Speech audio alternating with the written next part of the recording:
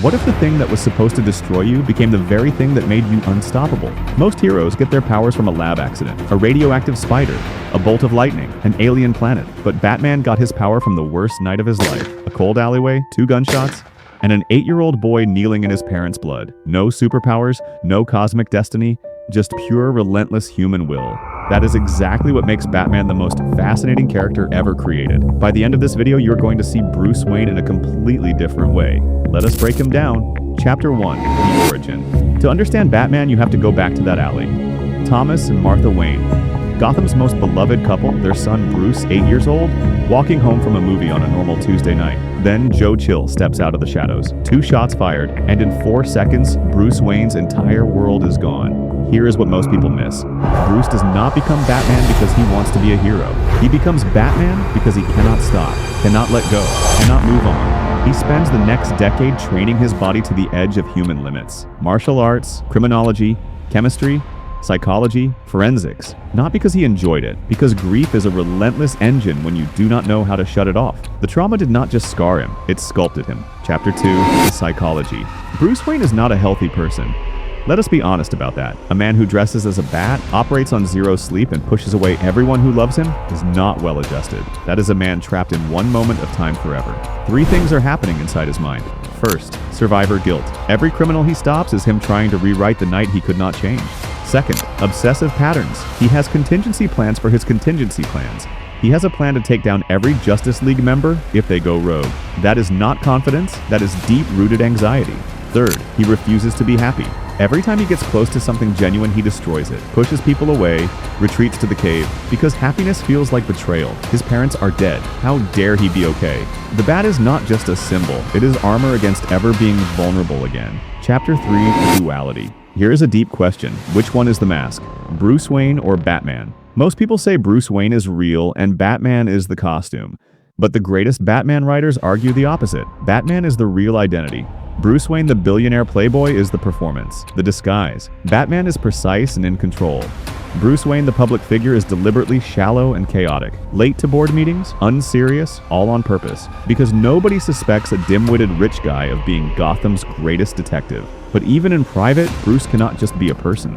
Dinner with Alfred and he is already thinking about patrol routes. 2 masks, 1 man. Neither ever comes fully off. Chapter 4, The Code. The one rule that defines Batman more than anything else. He does not kill, ever. The Joker has killed hundreds, has killed people Batman loved, and Batman still refuses to end it. Oh, the hero can't finish the job! Here is why. The moment Batman decides he has the right to determine who lives and who dies, he becomes something he cannot come back from. He is not keeping the Joker alive because the Joker deserves to live. He is keeping the rule because he knows what he would become without it. Justice is not vengeance. The moment he kills, he crosses that line forever. The no-kill rule is not weakness. It is the only thread holding him back from becoming the darkness he fights. Because the day he breaks it, Batman wins, and Bruce Wayne loses. Chapter 5, The Relationships. For a man who pushes everyone away, Batman has one of the richest relationships in all of comics. Alfred Pennyworth, the father figure. The only person who truly knows Bruce and refuses to let him disappear into darkness. Without Alfred, there is no Batman. Simple as that. Dick Grayson, the first Robin. Bruce took him in after Dick's parents were killed. He recognized that grief in a child's eyes and refused to let it consume Dick the way it consumed him. In saving Dick, Bruce tries to save himself, then the broader Bat family. Jason Todd, Tim Drake, Barbara Gordon, Cassandra Cain. Batman claims to work alone, but he built an entire family of broken people who found purpose together. He says he does not need people. His actions say something completely different. Chapter 6, The Legacy. Batman has been around since 1939, over 85 years. That does not happen by accident. Superman represents what we could be if we were perfect. Spider-Man represents responsibility. Wonder Woman represents idealism. Batman represents something different. Batman represents what happens when an ordinary person refuses to accept they are powerless. No gifts, no accidents, no destiny. He built himself from absolute zero using nothing but grief and stubborn refusal to quit. We connect with that because we all know what it feels like to have something taken from us, to feel small in a world that is unfair and indifferent to our pain.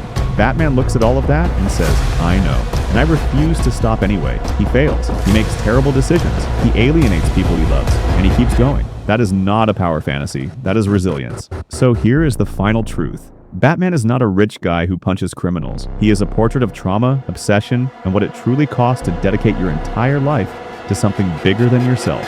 He lost everything, built himself back up into something unbreakable, but sacrificed the ability to simply live, to be at peace. Is Batman a hero? Absolutely. Is Bruce Wayne happy?